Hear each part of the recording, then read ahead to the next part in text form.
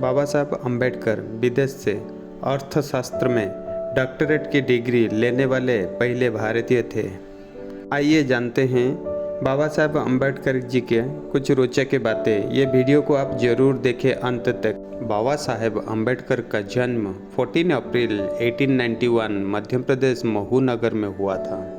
वो रामजी, मौलौजी, सकपाल और भीमाबाई की 14वीं व अंतिम संतान थे। उनके परिवार कबीर पंथ को मानने वाले मराठी मूल का था। वर्तमान महाराष्ट्र के रत्नागिरी में अंबडम गांव के निवासी थे। सतारा नगर में राजवाड़ा चौक पर स्थित शासकीय हाई स्कूल में 7 नवंबर को 1900 को अंग्रेजों की पहली कक्षा में प्रवेश लिए थे। इस दिन से उनके शैक्षिक जीवन का आरंभ हुआ था, इसलिए 7 नवंबर को महाराष्ट्र में विद्यार्थी दिवस रूप में मनाया जाता है। 1912 तक उन्होंने बॉम्बे विश्वविद्यालय से अर्थशास्त्र और राजनीतिक विज्ञान में प्राप्त की। 1930 में अंबेडकर 22 वर्ष की आयु में संयुक्त राज्य अमेरिका चले गए। अक्टूबर 1916 में ये लंदन चले गए और वहाँ उन्होंने ग्रेज इन में बैरिस्टर कोर्स के लिए प्रवेश लिया।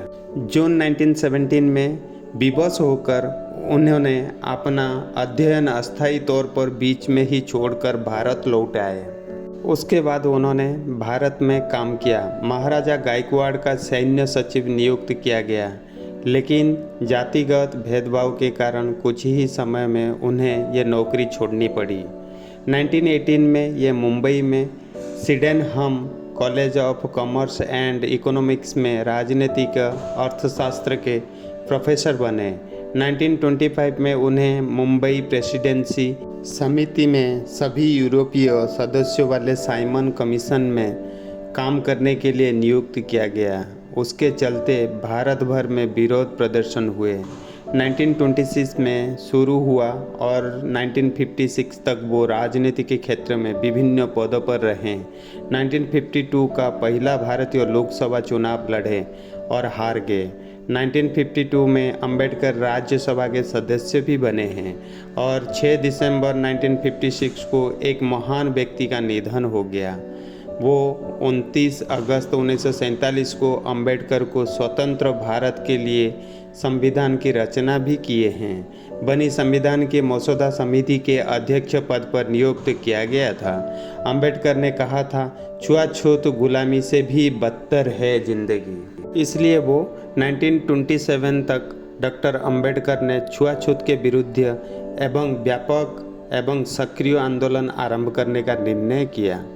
प्रति वर्ष 25 दिसंबर को मनुस्मृति दहन दिवस के रूप में अंबेडकरवादियों और हिंदू दलितों द्वारा मनाया जाता था। 1930 में अंबेडकर ने 3 महीने की तैयारी के बाद कलाराम मंदिर सत्याग्रह आरंभ किया। अब तक भीमराव अंबेडकर आज तक की सबसे बड़ी अछूत राजनीति हस्ती बन चुके थे। बाबा साहब अंबेडकर को दिल से नमन करते हैं। जय हिंद।